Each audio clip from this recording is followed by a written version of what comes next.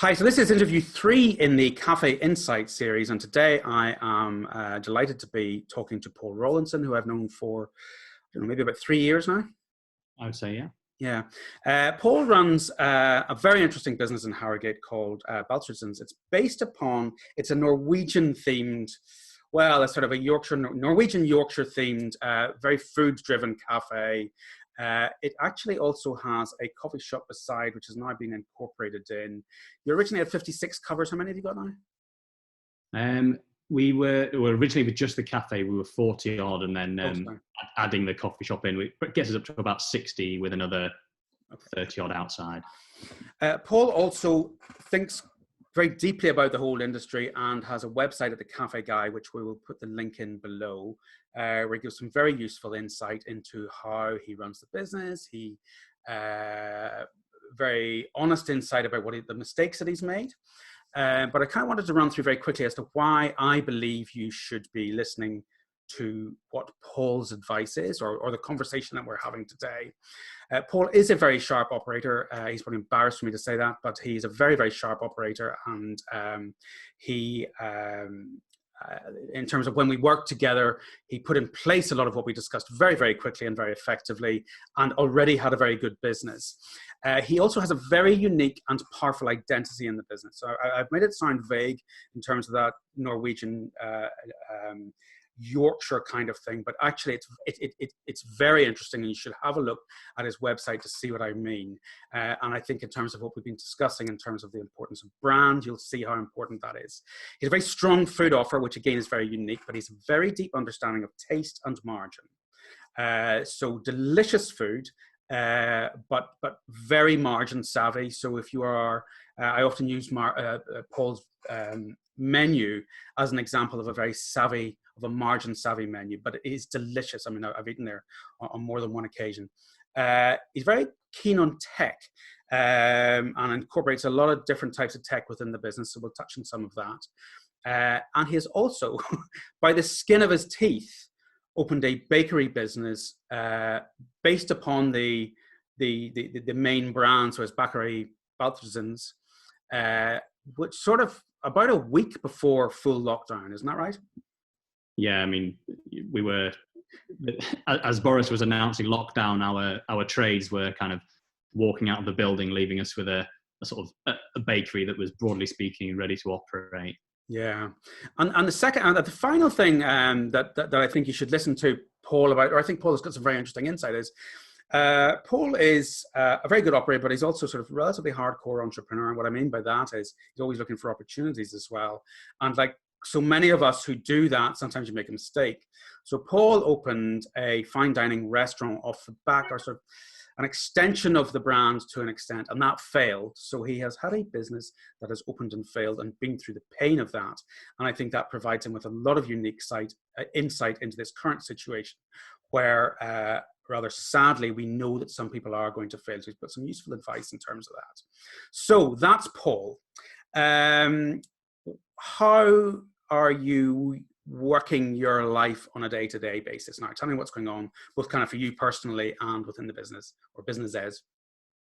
Well, so it's always difficult because we have to separate them out. So we've got the original cafe and coffee shop business, and that is currently entirely closed with all the team furloughed. And then we've got this new element to the business, which is the bakery side. Yeah, and that's what we're operating at the moment. So we are doing deliveries to residential addresses, a little bit of wholesale supply as well, and then people can also collect from our coffee shop site, which we've kind of repurposed as a pickup point. Mm-hmm. So in terms of how my day goes at the moment, it's a little bit different. Wednesday to Saturday, I'm up at 3 a.m., go out to the bakery, meet some of the rest of the team, and then we start packing orders about 4 a.m. And then come 8 o'clock, the drivers are heading out. They're going to drop our initial things to the coffee shop for collections, and then they're going to be heading off to wherever it is they're going that day, be it in the Harrogate area, so North Leeds. We're sort of heading out to York, up to Ripon, kind of in our local area. Triangle, sort of, yeah. Yeah, and then I'll once they've set off, I'll be coming then back to the cafe, and we'll be doing some of the rest of the jobs. We've made the cafe the kind of logistic hub for preparing those deliveries. So I'll spend the rest of the day processing orders, answering questions, liaising with our social media manager about what content we want to be putting out, doing ordering, and all those other bits and pieces that need to be done on a daily basis. And who knew that having a customer-facing website would create so many incessant queries. And we've worked quite hard over the last 4 or 5 weeks to make changes to that, so that there just aren't as many questions as there initially were. It was a bit clunky initially. It's running better now. So that's mostly how the day goes. And then once the day's done, at maybe 5, 6 o'clock in the evening, I'll head home, see my wife, Katie. After a 14 or 15 hour day, actually, is what that really means, isn't it, already? Yeah. See Katie. She's she started in the business as our finance manager last September. That's right. I'd forgotten about that, She's furloughed currently, looking after our boys, help bath the boys, put them to bed. And I'll jump back on the computer and do some social media engagement on there, some other bits and pieces, and then repeat.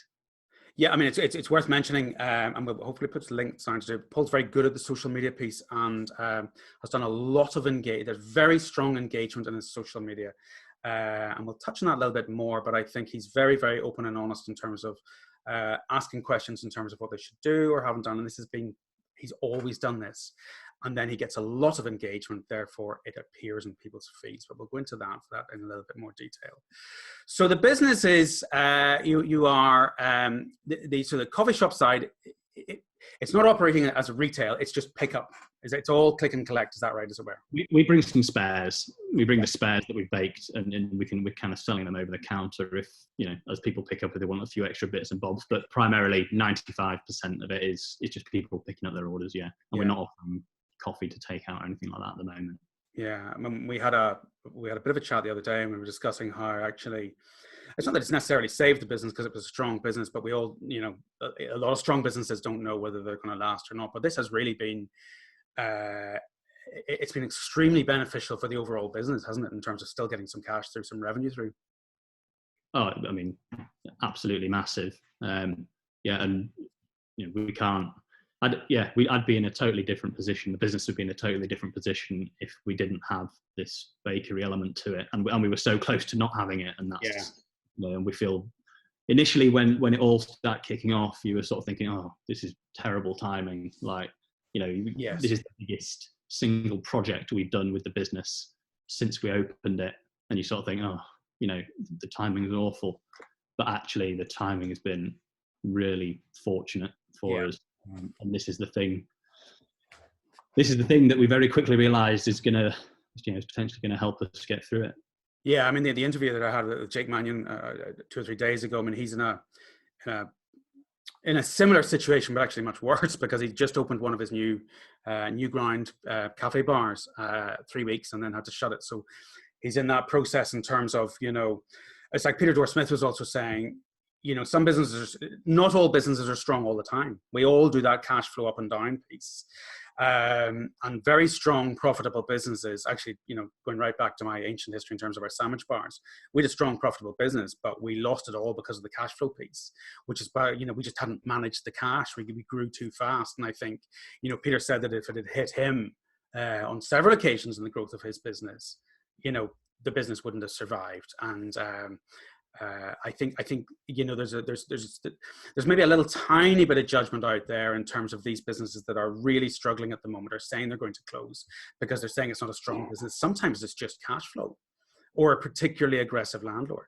Now I want to kind of touch on the cash flow piece because I've been harping on endlessly about the importance of people really working at their cash flow at the moment, even though I fully understand that it's not easy. I mean, I have to work through my own cash flow, my own business. And sometimes you want to try and avoid it. And I think when times are tough, I have in the past, certainly when we lost our sandwich bars, I avoided cash flows.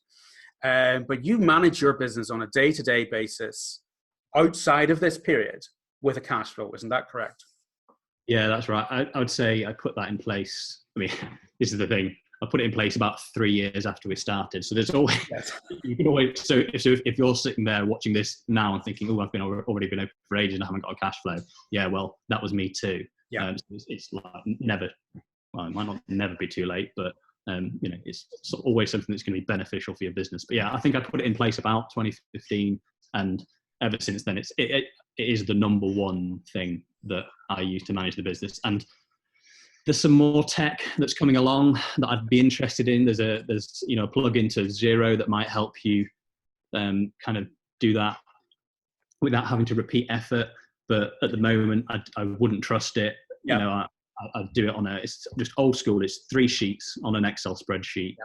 Not hard, takes a bit of time, but it gives you that ultimate feeling that you know what's happening and what's coming in and what's coming out, and that you can afford. That you can afford to pay the wages at the end of the month, and all the other things, and the VAT bill coming up and all of those things. I mean, I think it's absolutely vital. I mean, I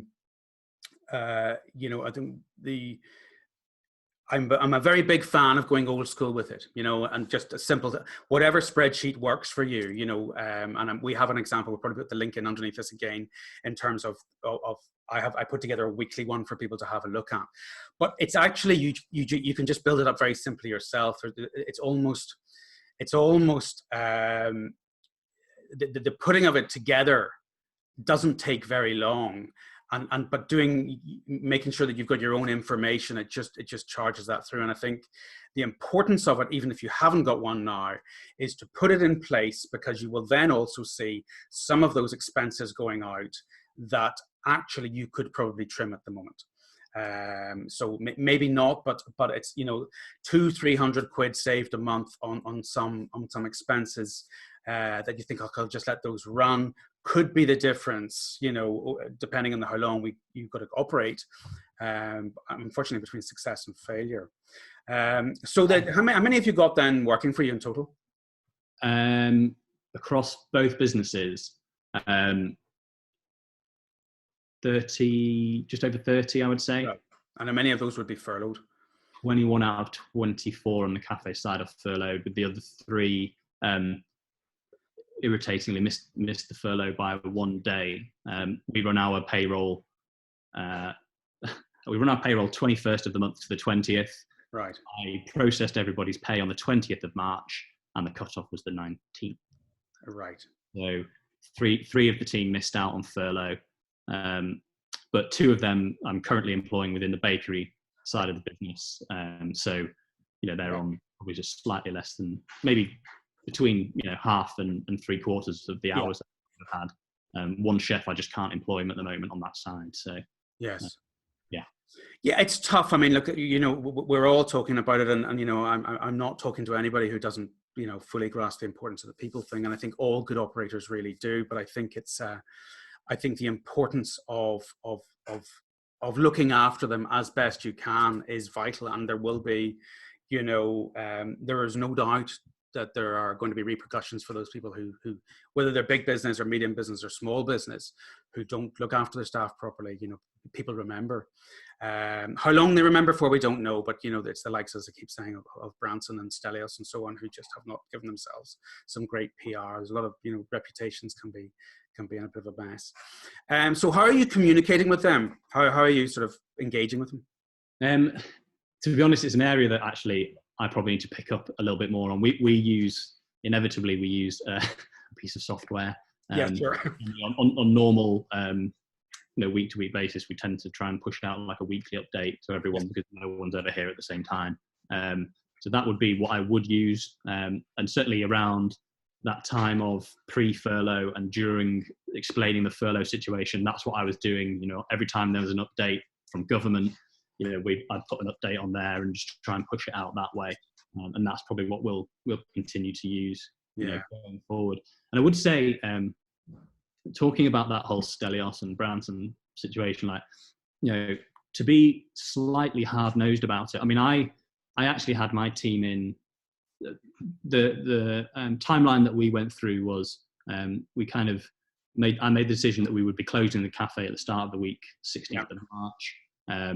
We closed the coffee shop on the 17th, and then at noon on the 18th, we closed the cafe. And at that point, after we'd we'd cleaned down and everything and got the place ready to kind of shut down for a while. I did have everyone in, and I had that that awful conversation, and I did offer everybody the option to either take a voluntary layoff or take redundancy. And because at that point, government hadn't announced the furlough. Yes. I felt a lot of pressure that what I needed to do at that point was, ultimately the number one thing was to secure the business and, the jobs that I knew would be key to reopening the business. Yeah. So I had that conversation, and gave everybody their letters and gave them the option of which one of those they wanted to do. But of course, with that furlough, with hoping that something would come through from government, which it subsequently did. But it's a fairly awful conversation, and I'm sure there probably will be some feeling off the back of it that, maybe I took that decision too early. Sure. Nobody knew now. I mean, it's not necessarily just trying to make you feel better, because I've had to do those conversations myself. Certainly whenever we had to shut down the factory, we had to, I kind of laugh in a nervous horror laugh way, but I had to lay off 60 people. And then whenever we were building out our garden centre Caffè group, we bought a garden centre and had to make some redundancies there too. And it is brutal. There's no point in saying otherwise. I think the thing is, when you've been through a long period of time of employing people and seen the highs and lows of business, what you realize, and this is one of the reasons why we're doing all of this and trying to be very constructive and positive, is the conversations that I had with Elliot from Caffè Culture were all about saying, well, what can we do to try and make sure that people have the best chance to get open, because this business is going to be on its knees in terms of debt. This furlough money isn't just coming from reserves. It's going to be on its knees in terms of debt. So the businesses have to survive so that they can continue to pay taxes and employ people. So your hard-nosed argument is absolutely right. Branson's easy to pick on because he's got an island, and that piece is irrelevant, but, or rather, it's not irrelevant, but, that's not really for us to debate here. But right now, people do have to make some tough decisions. But as ever, with as much kind of kindness and empathy as possible, and I know that is an important part of what you felt you were trying to do. Yeah, and and I think the team, broadly speaking, no one was happy, but everybody to some extent understood. And you could say, oh well, look how quickly you were willing to drop your staff. What did it take? Well, I mean, what it took was a global pandemic that basically reduced the revenue of the business from 100% to zero overnight. And so I think people in the moment, of course, were disappointed and sad about it, but at the same time, the reaction from pretty much everybody was, oh well, we definitely want to go on voluntary layoff, we want to stay kind of attached to the business, we want to be back, and that was the response. And then subsequently, of course, the furlough came in, and that was, and for all people that employ other people, that was that was a nice, it was huge, nice email to be able to send out and give people some certainty for a certain period. So what are your views on the rest of the government measures that have happened or that you believe need to happen? I mean, obviously I'm talking about the loans and the kind of the pushing the Jonathan Downey rent, trying to manage some of that. What are your views on that, and where do you think we're going to go? I mean, I saw that Chancellor announced yesterday, that there's certainly not going to be a cliff edge in terms of the furlough, which is something that we were all very worried about. But give me some views on the rest of that and where you think we might go from the government support. I mean, I think first thing is we were eligible for the grants based on business rates, so that's kind of ticked off our rent. Yes. To some extent for a period, but depending on how big your cafe or coffee shop is, how many you have and what have you, that that isn't going to last forever. So I certainly think it's something that's still going to need to be addressed on an ongoing basis. And it's probably not fair that government takes all of the strain. Exactly. And it's not really fair that businesses take it all either. I'd like to see some kind of almost three-way split. Yeah. So if your rent's 30k, the business owner pays 10, the government pays 10, and then the landlord, takes a reduction and pays 10. Something, those percentages could change, but yeah, sure. along those lines. That's a core principle, yeah. everybody takes a bit of the pain. It can't just, business owners can't just take out loans and just, keep adding on that rent on top of the bill for everything else that they're going to have to pay at the end. I'd like to see some action on that. And I feel like something is going to come. Yes. I don't know. That's my view. Extension of the furlough, that's absolutely key. And it would really be nice to see that runway extend a fair distance, because there are business owners right now that are going to have to take decisions on loans. Big decisions and big amounts of money.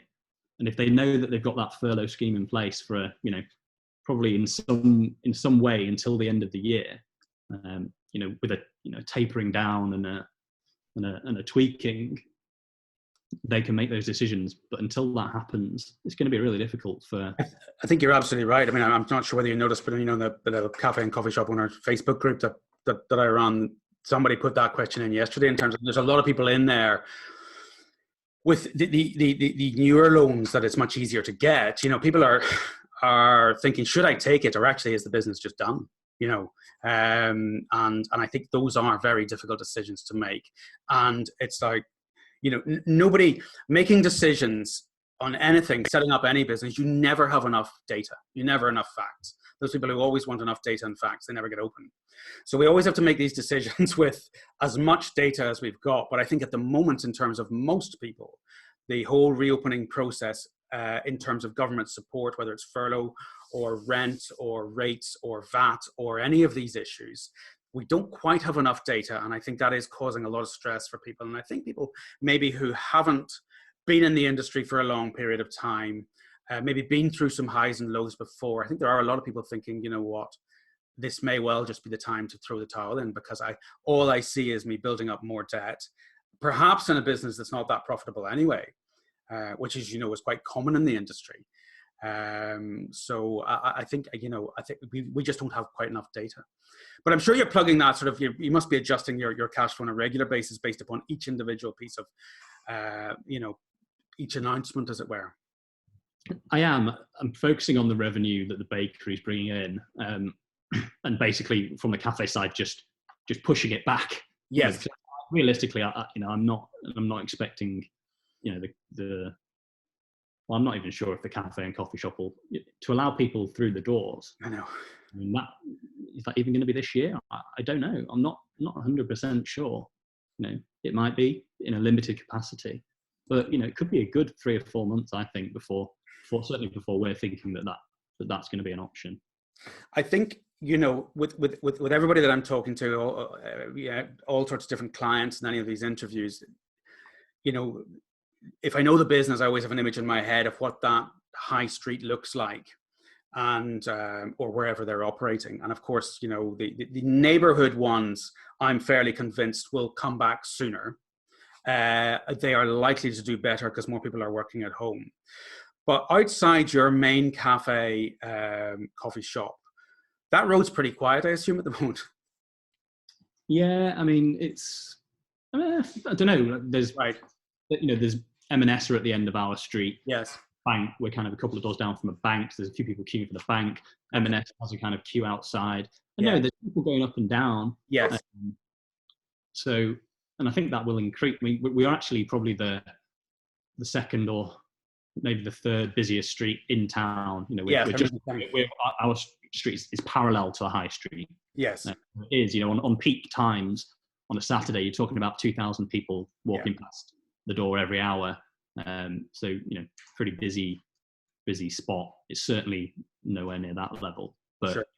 I don't know, there's more people walking about certainly than there were a few weeks ago anyway. There's no doubt about that.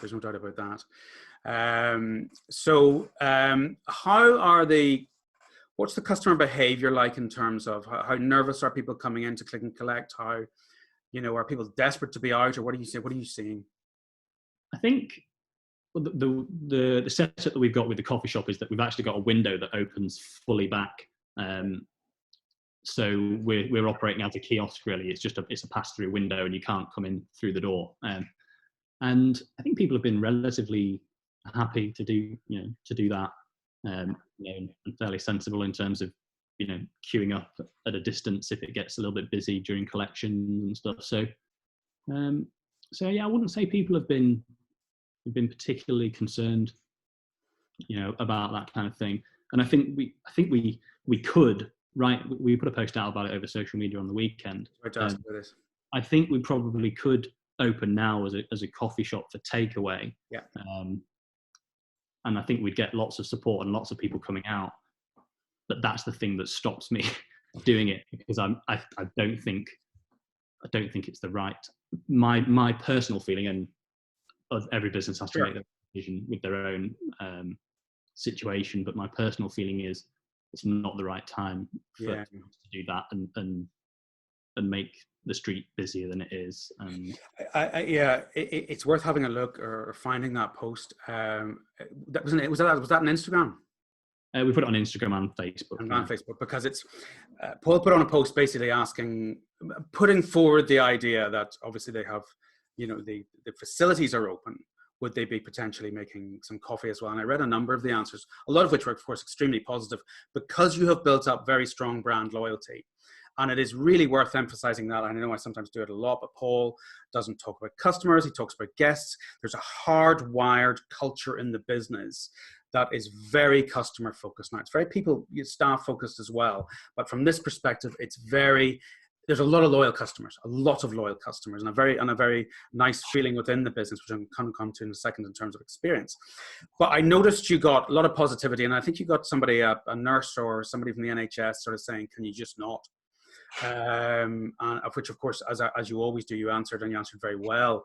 But I think this is the dilemma. It's very hard to read those kinds of answers and then not see, are you going to be part of perpetuating the problem?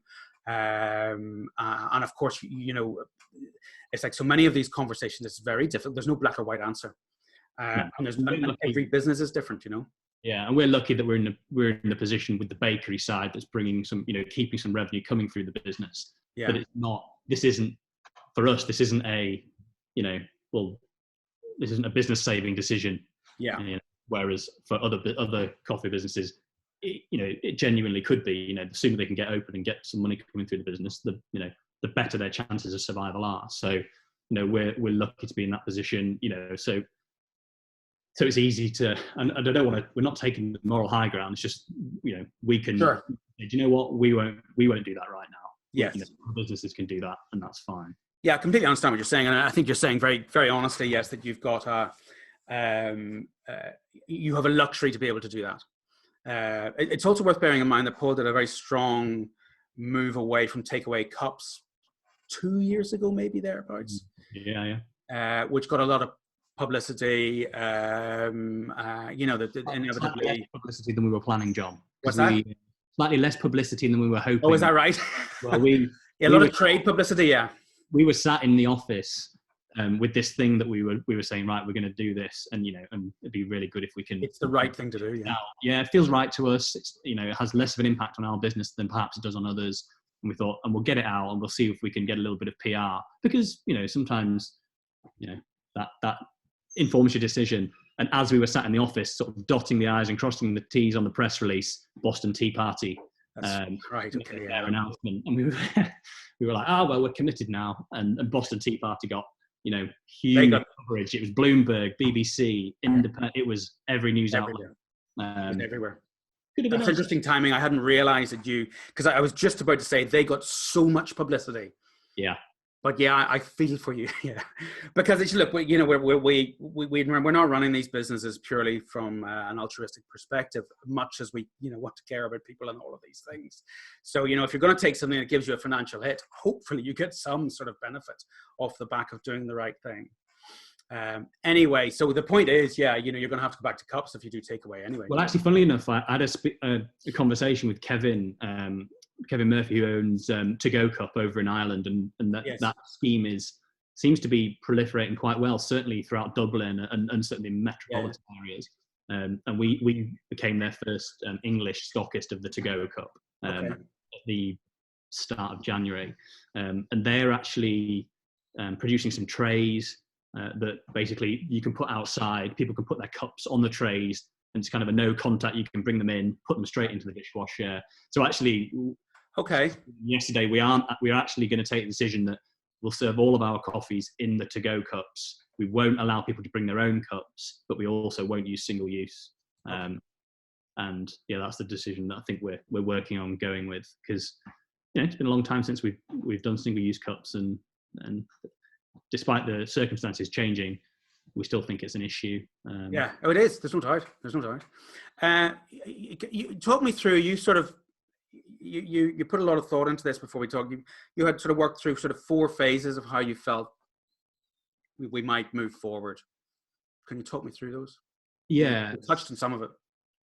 Yeah, well, I think it's important to say, we're all aware that the landscape's changed in a lot of ways. Yeah. And it's really easy to only. I mean, there are a lot of negatives, and there's no getting away from that. And you can totally lose yourself in it. So, depending on who you are, you're either going to engage in lots of planning, read lots of the speculation, constantly changing your, whether it's changing your cash flow forecast, whether it's changing the plans of how you might reopen, or other people will perhaps just be saying, right, I'm just going to not listen to it for now and ignore that and just kind of just let things kind of firm up. And I think everyone is going to be somewhere on that scale, one way or the other. But I think at some point that a tipping point will come where we do need to be more proactive about defining how our business is look in the future. And to be brutally honest, if that means accepting that there is no future for your business, then that is a decision that has to be made too. And as you spoke about earlier, I've been there. It is absolutely no fun, but it needs to be addressed. And actually, once you've addressed it, the weight that is kind of lifted to some extent from your shoulders can't be described. It's huge, because it's something that will be on your mind right now. 24/7. But it's an awful decision to have to make. But in my head, let me just jump in that piece, because I think this is why I wanted to talk. One of the reasons why I wanted to talk to you is I've had a business go down, and as have you, and it is there's no point in saying otherwise. It's enormously painful. It's enormously stressful for a long period of time. And it's not as if we're trying to ignore it within all of this, but I think there's an important sort of 2 or 3 minutes to discuss it in terms of what you need to try and do.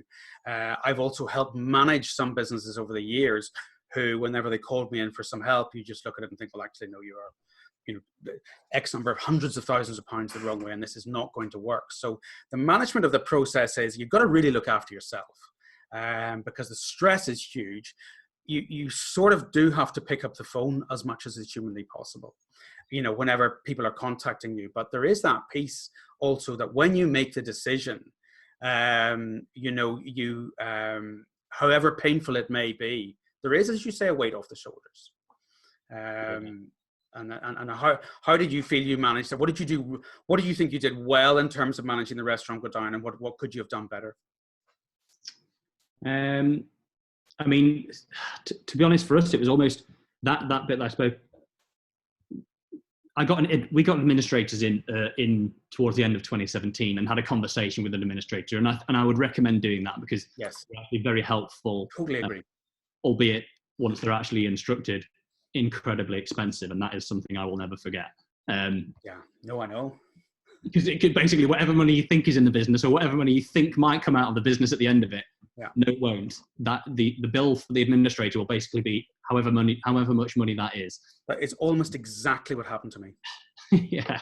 So that's painful. And so when we decided to trade on at that point, one of the important things actually, and I wanted to mention it because it was something that you'd mentioned in the video before, and we'd spoken about it in the group actually, was vouchers. So immediately at that point, the administrator said to us, do you know what? You need to stop selling vouchers right now, because HMRC look at the debt that is left over in a business failure in different ways. And one thing they really do not like is unsecured debt that is owed to your guests, to your customers. So, taking on debt at this point, when you're not even sure you're going to be able to reopen the doors, it's a questionable decision. It's a decision that could come back to bite you, because there's a report written about your conduct as a director at the end of that process. And if you've maybe sold 1,000 or a couple of thousand quid's worth of vouchers to your guests and then never reopened the doors, there's a question, even if that money's been spent on an entirely legitimate expenses within the business, there's a question to be asked there as, really, should that have happened? Yeah, it is important to be aware that your conduct during this period of time will be raked through. We were fine with the sandwich business. I actually had an internet business that I opened in the year 2000 that we bankrupted as well quite quickly. It was a very, very stupid decision to do it. We put £55,000 into that and we lost it in 3 months. So we sold another business, put 55,000 into this, and then had a little bit of PAYE debt from the staff that we had. It was a domain name registration business. It was opened for nothing more than entrepreneurial greed, I'm afraid, jumping on the bandwagon. And it was a very strong lesson to be learned. But we bankrupted that business. And I can remember sitting with the official receiver. And because myself and my business partner hadn't taken a single penny out ourselves, we'd put so much money in, it was just a tick the box. It's no problem that, there was nobody, it was a very, very easy exercise, but they do dig into it. Now, if you behave in a way where you are obviously secreting cash off yourself, and people have to do what they need to do. I'm not making any judgment on what anybody does in these situations, but you do need to be very careful that if it does go the wrong way, there are some repercussions. And again, I don't want to be fear-mongering in terms of this, but basically what we're saying is be careful of that. I had mentioned it in my points on the first talk that I did, just me to the camera. And then we had a bit of a conversation about that.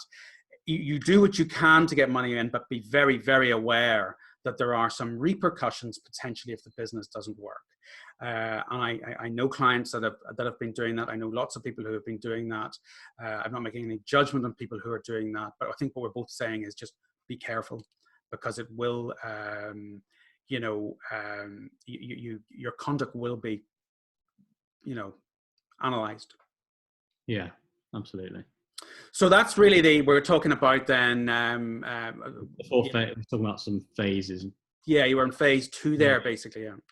So yeah, phase 1, basically, I think we're kind of past that. It was that immediate period around the instruction to close businesses. So it's making sure the staff are fine, how we're going to pay the rent, reducing expenditure, cutting any non-essential elements of expenditure, applying for grants and loans, and kind of sorting all that immediate stuff out. And I think we're now in phase 2, where some businesses have looked to pivot. Yes. Operating, they might be doing delivery, selling produce, selling merch, anything to keep cash coming through the account. And then other businesses have said, you know what, none of that works for us. And the most sensible thing for us to do is to just go into hibernation. Yeah. Whether it's for health reasons or those practical reasons, what have you. And every business just makes the best choice that they can. And I don't think anyone should be judged. Well, certainly within a little Facebook group, as you know, when I did that piece of research about that, that's about 3/4 of the people at the moment. That's the vast majority of folk out there. Are still in that phase. There are a lot of people successfully pivoting and doing some internet stuff and doing some quite clever stuff. But that doesn't work for everybody, unfortunately. And if we didn't have this, conveniently this bakery that was ready to go, I'm not sure what we'd be doing, to be honest. Yeah. I don't think we'd be. I'm not convinced what we'd be doing. Well, there's only so many bags of somebody else's retail coffee you can sell, or a mug, or Yeah, it'd probably just all of which are low margin. Yeah, and that probably is the case that there might be some some owners doing some bits and pieces themselves, just selling a bit of coffee, selling a bit of whatever they can, just to keep things going. And what it looks like for us now is cafe and coffee shop closed, bakery doing those deliveries, and I think the next phase is what we're kind of just waiting for the direction on now, isn't it? It's phase 3 that you're talking about. Yeah, phase 3, which I think is some kind of partial reopening, more relaxed elements of lockdown that might allow us to open for takeaway and that kind of thing. So certainly what we've got planned is to start making coffee to take away from our coffee shop space, serving out of the window. maybe do the bread collections from our other doorway, which is the cafe doorway. Maybe a little bit more retail of bread and pastries from there, maybe some sandwiches, and doing takeaway coffee, as you know, you've always said in any of your things, you know, the problem is the spend isn't high enough, is it, to some extent? Yeah. In every extent. So it's kind of put the coffee in and then try and what can you add on to bring the average spend up, to get some kind of sustainable revenue that, you know, that you can then afford to bring one or two members of your team out of furlough, or that just, you know, allows you to afford to operate the business and pay off some of those expenses that are going to be coming through, you know, doing it yourself, that kind of thing. And then phase 4 is the next step, which is somehow opening the doors and letting people in. And frankly, I'm not really thinking that much about that right now. You know, I just think there's too many unknowns, and I just haven't got the time to be spending on thinking of them all. I think this is the difficult situation that you're in. Obviously, you're working quite extraordinarily hard as well. You know, that there's probably a limited amount of space in your head to be really, you know, really sitting there. I think, like I was going to say, like some people have the luxury of, and it's not, you know, the luxury of sitting at home with no revenue coming through is no luxury at all. But, you know, you because you're working so hard, look, the other thing about this phase 4 is that very few of us know. I think there are some interesting things so that we can discuss within that in terms of what might be happening. I think one of the benefits that I had in terms of when we were running our garden centre cafes was 2/3 of our revenue, despite the fact the cafes were extremely busy, came through from retail. So our garden centre cafes in both locations, in one location it represented 6.8% of the total space. So the rest of the space, and it was a 90 cover cafe, the rest of the space is all about retail. So it was extraordinarily beneficial for me to learn real retail skills. And I think that's, I mean, you've heard me harp on a lot about merchandising over the years. That all came out of, and your merchandising is great without relentlessly giving you praise, but people, I think, increasingly need to look at retailing skills if we're going to be in this takeaway environment, because you're exactly right. You've got this £3 spend on a cup of coffee, great percentage margin, terrible pound note margin, to use an old-fashioned term. And it's that very strong retailing skills, very strong packaging skills to try and make sure that that £3 spend can be bundled in with something else that can be worked within your operational systems. And you probably have an advantage over most people because you've now got a source of production, which I think is an interesting point. You know, that some people may be thinking about, but I think understanding your average transaction value is going to be so far down.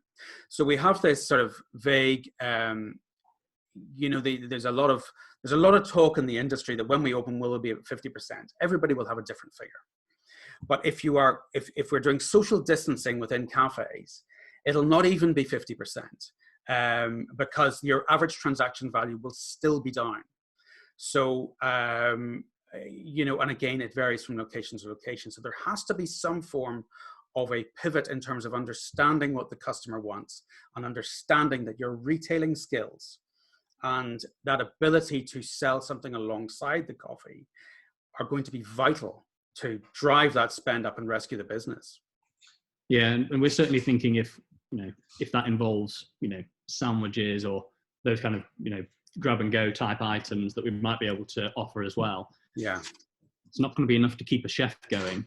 You know, we might keep even one chef. Realistically, it's not going to keep one chef going. So, you know, we're definitely thinking about, well, what else could we do? You know, do we look at some kind of evening, some kind of delivery, afternoon, evening option? Probably doing it in house, because I just can't. Like, I just don't understand how anybody makes any money using a Deliveroo type. Well, unless you're operating and got everyone there and you're doing what you need to do, and that's just a little top up, that's fine. But if you're purely operating with a Deliveroo type offer, how anybody works the numbers into making it? Well, I mean, there are two ways. I mean, there are more than two ways, but of course you have one side, which is all the dark kitchens where where that's all they do, and the whole business model is based upon that, and it's a lower margin. But volume, though, you would need a lot of volume. There's no doubt.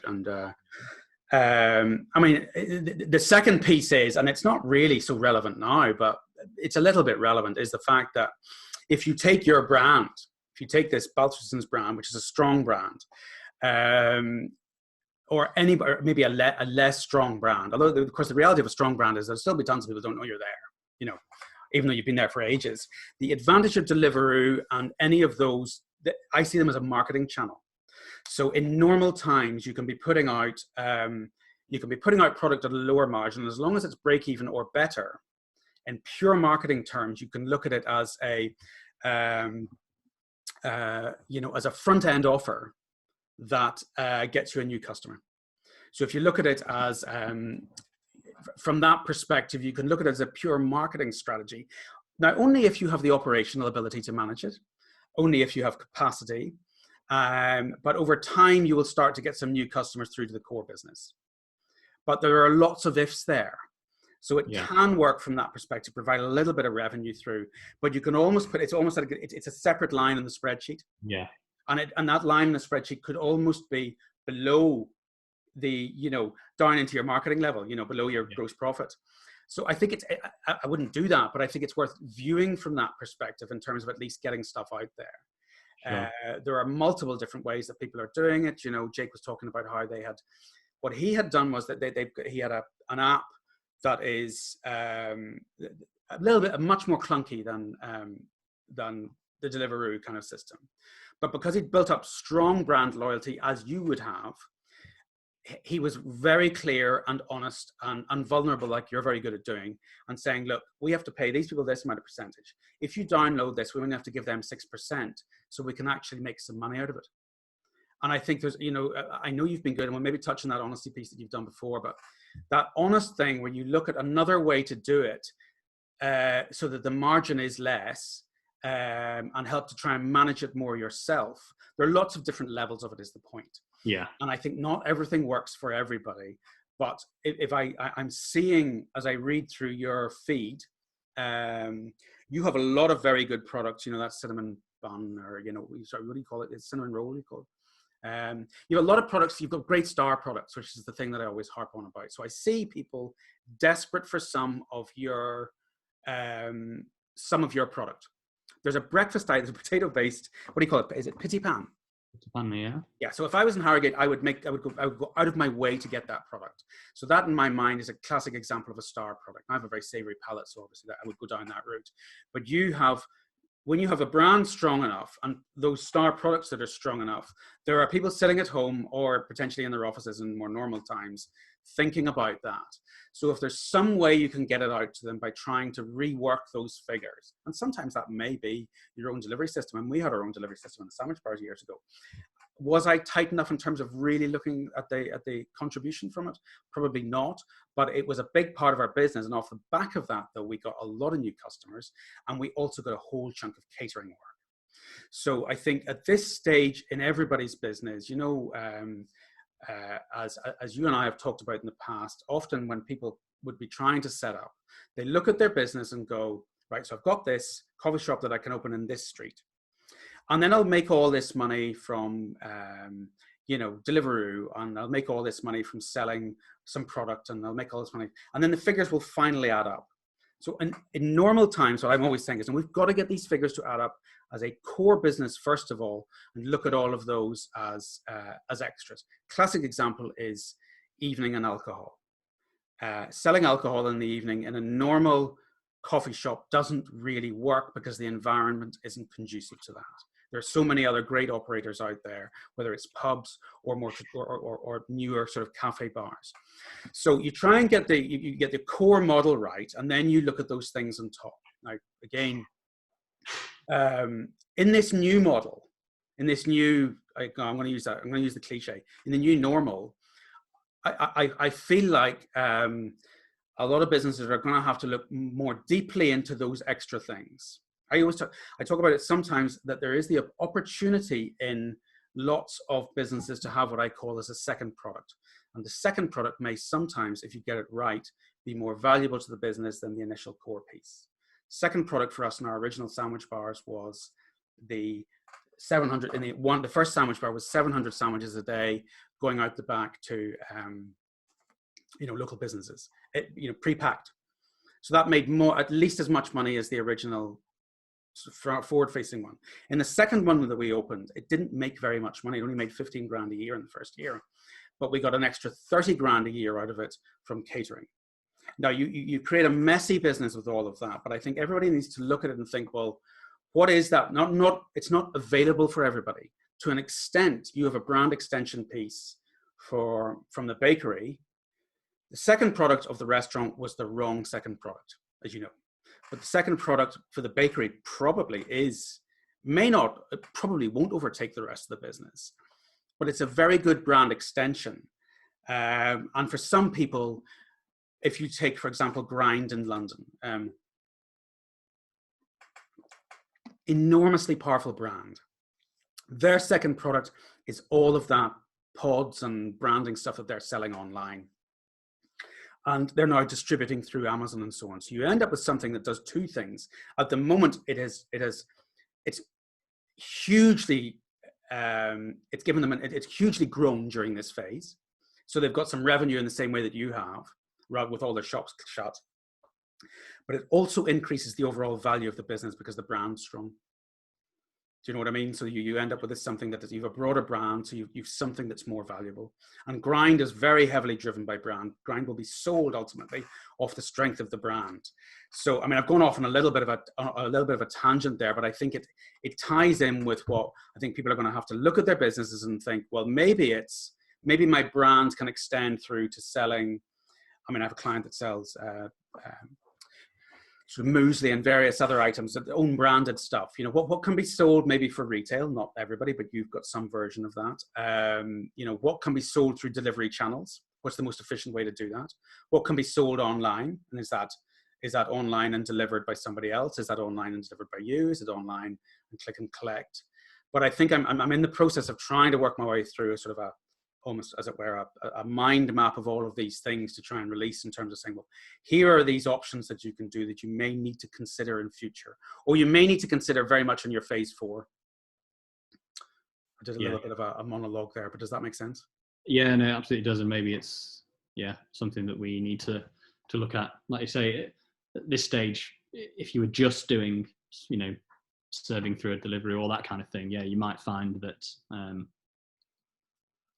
now's not the time for marketing. Now's the time for some actual cash coming into the business. But, exactly. And of course, there is the cash versus profit, because the cash coming in, if there's no profit, it will eventually trip you up. Yeah. And those. Hence, we're kind of go full circle back to the importance of the cash flow. You mentioned that other app that was taking 6%. Hopped. I can't remember. I'll find out. One that integrates with our till system. We use EPOS now. It might well be. They've got an app. I spoke to them yesterday about it, because that's something we'd be looking at for when we open the coffee shop hatch, would be to have that online ordering capability. Through an app ordering capability, rather than having to maybe queue at the door and what have you. How do you spell hopped? HOPT. HOPT. Okay. So we'll try and put some links underneath. And maybe, if you wouldn't mind, we'd maybe do a summary of those notes that you've got as well. Would that be okay? Yeah. So, sort of, if we cast ourselves forward, because a couple of key things. What do you think about supply chain and problems within that? I think it's one that the supply chain is actually, some of our suppliers have reacted really. Certainly locally, like some of our suppliers have reacted really well. They've done the same pivot that we've done with the bakery, as in, lots of wholesale suppliers are now delivering directly to residential addresses. Right. I certainly spoke to one of our suppliers who sort of said, do you know what, we'll be looking at doing this in the future, even once things return, because I think there's a certain element of, we are suppliers to the restaurant trade. So that there's a certain underlying quality, suggestion of quality that they then have, and that I think people would be interested in and like to use in the future. But I have to say, I saw a post or got an email through yesterday. We use North Star roasters in Leeds, and Holds, one of the owners, sent through an email yesterday talking about the coffee supply chain. That's looking, there's some real problems coming up there in terms of coffee harvests coming in, and the market at the moment is inevitably is difficult because the demand is incredibly low, especially for that specialty coffee. And if producers need their money, sooner rather than later, they might end up having to sell, on the commodity market. At which point, well, that just doesn't, the numbers don't add up for them in terms of the effort and the cost that's gone into to raising the crop, in terms of the money that's available, from that market. So that's really worrying. And I know Halls was saying that they're trying to maintain their orders as much as they can to try and order and so that they can support the farmers that they work with. But that is definitely a concern. And having said that, I also spoke to our dairy. We use Acorn organic dairy up here, just over the border in County Durham. And chatting to Caroline the other day, and she was saying that the price of milk now, because the demand's fallen through the floor, they're getting 1 pence per litre for their milk at the moment. They do a lot of direct to coffee shop, but they're having to obviously they're having to sell the excess milk to conglomerates and supermarkets and what have you. Yeah, penny a litre. I mean, devastating. It is, but that's brutal actually. And I think this is the interesting. We can look at some constructive stuff to do in phase 4, as it were, or ideas, or kick around all of that. But actually, there's some brutal realities that on the other side that it's very difficult to fully work out. I mean, we talked very briefly about the fact that as you wander around or notice stuff online or whatever, you suddenly think, oh, I hadn't thought about that industry. How are they going to survive? I think retail. We touched on it before. I think hospitality has actually come out quite well from this, from a PR perspective. There's a lot of press about us and about looking after hospitality. People want to go out to hospitality, but they're not necessarily sitting at home feeling very concerned about suppliers.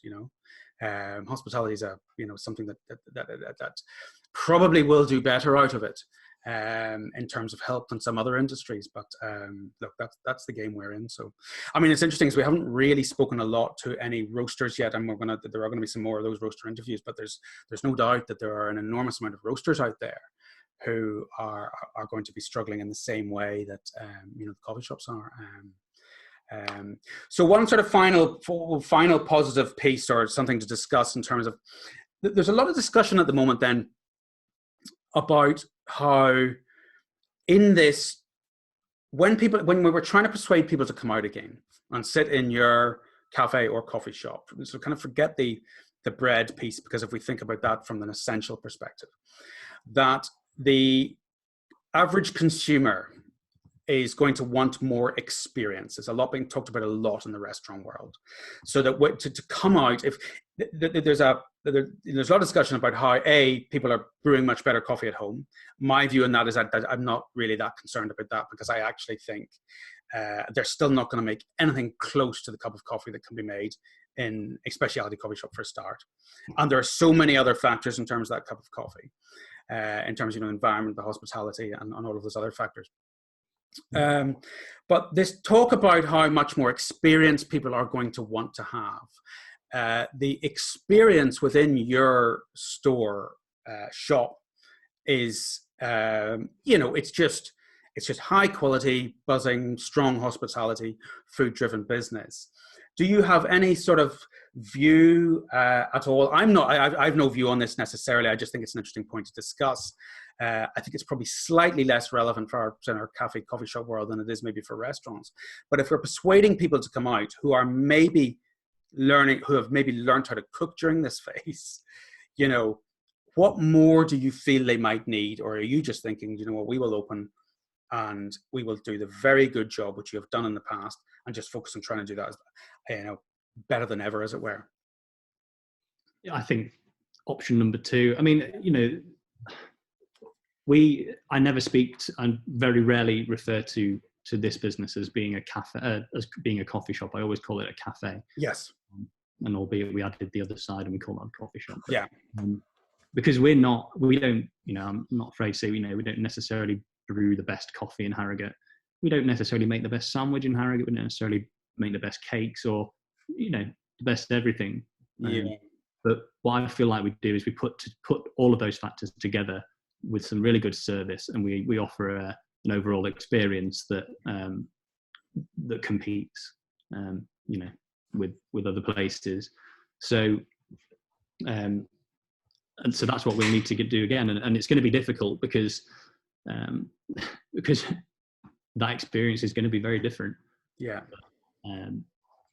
However it kind of ends up starting, and then, you know, eventually shakes out to be, you know, that experience changes and shakes out to become, we'll just be focusing on delivering the best that we can do within the constraints that we have, within the constraints of the building, the constraints of the legislation and all those kind of things. We'll be looking at putting all of that together. And of course that'll involve some more focus on the food, more focus on all of those individual bits and pieces. But yeah, we're not a place that lives and dies by coffee, or lives and dies by, you know, any one particular element. We're a place that tries to do as many of those things really well. Which you really do. I mean, you know, I have created that model. You've probably seen it. You know, whereas in my mind, people are looking for 5 things. It's coffee, food. It's the environment within which you provide that, and that's all sorts of details such as the music, you know, the seating, the temperature, the, you know, cleanliness of toilets and so on, and the hospitality piece, and then finally that kind of an identity. And I always, when I first sit down with clients, we score out of 10 all of those issues, because that is the experience.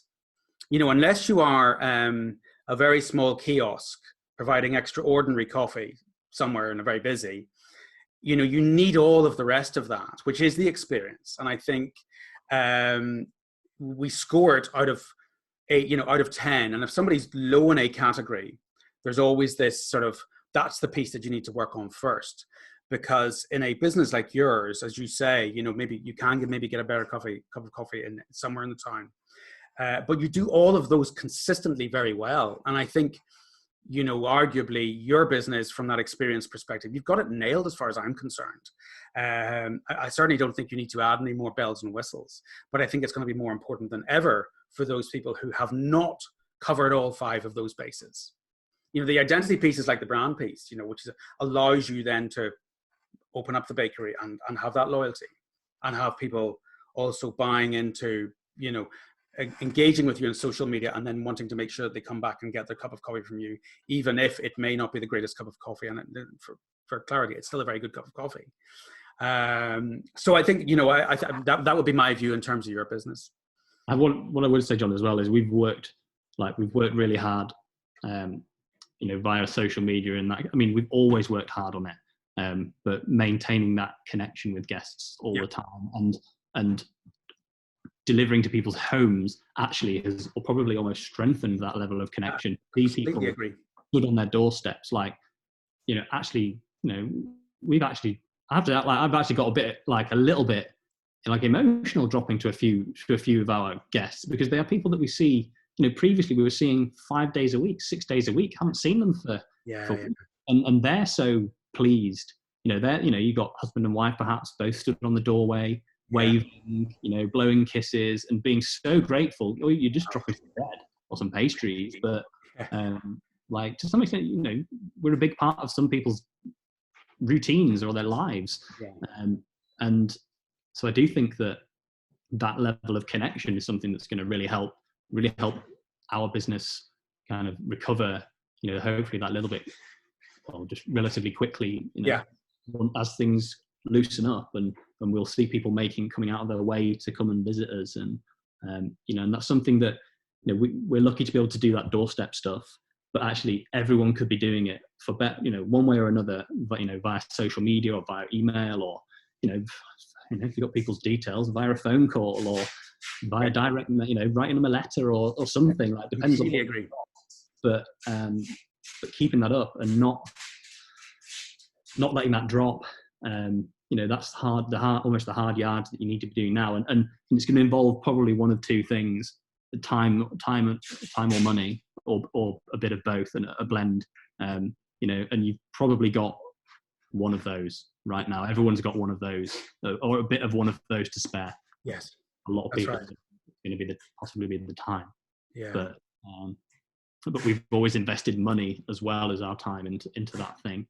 No, I'm aware of that because there's clearly a lot of time that I see and a lot of engagement through with when you put a post up and you're answering nearly everybody, and you always have done. I don't think it's always you, but because that's the second piece, you've also invested in somebody to help manage that for you. Yeah. So sometimes when we've looked through your P&L, you've got maybe a slightly higher overhead piece. And if we're all trying to run these very lean businesses, we could have a debate about that. But right now, that's an investment in what you are able to do now, and also your ability to open again and have a greater percentage of people coming back to you than might be going to one of your competitors. Yeah, absolutely. And it's something that we've not dropped off. And yeah, I should mention Beverly, who's our social media manager, grafting really hard from home, at distance right now. But I've been watching her work and she's done a very good job. She answers very much in your voice because sometimes, and then sometimes. Well, to be fair, we both answer in the business's voice. Right. Interesting. Yeah. I think. But Beverly works front of house here and always has done since she became our social media manager. So that's right. So she knows what the voice. She understands. She knows some of the guests. Well, she knows some of them personally, but she knows who they are as an amorphous blob. She knows who they are, how they think, how to speak, how they respond. So having someone who also works in the business but then is able to do that social media manager bit as well, that's like a huge boon. And you have to spend so much less time explaining everything within your business to somebody who doesn't quite get it and doesn't work in hospitality. Well, it's a very unique business, and just some sort of I do social media person. You could very easily have just fundamentally the wrong answers going out there. You have to have a deep understanding of hospitality, I think, to manage that well. Well, look, thank you very much for your time. As ever, I mean, often I'm speaking to people who have a lot of time in their hands. You do not. So I appreciate your time. We'll put on some of those links that we talked about, and maybe then have a look at that document and see where we can put that out too as well, because I think there's some interesting points in there. But I look forward to meeting up with you afterwards, hopefully, and having some breakfast, because you get a bit of savoury in, and I hope then the next few weeks and months pan out well. But we'll speak very soon anyway. Cheers. Yeah, and if anybody wants to get in touch directly with me, they're very welcome to do so. Once I find the time, I'll certainly respond to people. And that would be through the Caffè guy or your email address, or what's the best way? Just social media. One of those situations where everything comes to me one way or another. But sure. Whatever way people find. But don't knock on your front door at 8 p.m. or bath time. Yeah. No, absolutely. Ideally. Yeah. Okay, look after yourself and we'll speak to you soon. Cheers, John. Thanks.